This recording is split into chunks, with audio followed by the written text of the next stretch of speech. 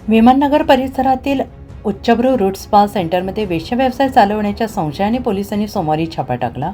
या कारवाई दरम्यान धक्कादायक घटना घडली। या सेंटरमध्ये बेकायदेशीर व्यवसाय सुरू असल्याची गोपनीय माहिती मिळाल्यानंतर पोलिसांनी अचानक धाड टाकली। काचेचा दरवाजा तोडून पोलीस आल्याचे कळताच कर्मचाऱ्यांमध्ये भीती निर्माण झाली।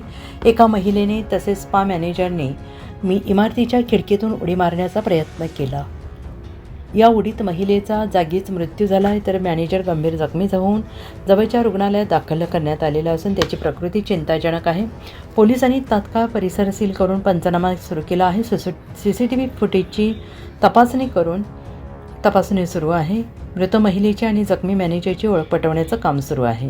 या प्रकरणाचा सखोल तपास वरिष्ठ अधिकाऱ्यांच्या मार्गदर्शनाखाली चालू आहे। शहरात स्पा सेंटर्समधील अनैतिक व्यवसायावर पोलिसांची कडक कारवाई सुरू असताना घडलेल्या या घटनेमुळे विमाननगरात खळबळ उडाली आहे। साप्ताहिक पोलीस वॉरंटच्या स्थानिक बातम्या आणि व्हिडिओ नक्की पहा, लाईक करा, शेअर करा, कमेंट करा आणि तुमच्या स्थानिक बातम्यांचे व्हिडिओ आमच्यासोबत शेअर करा।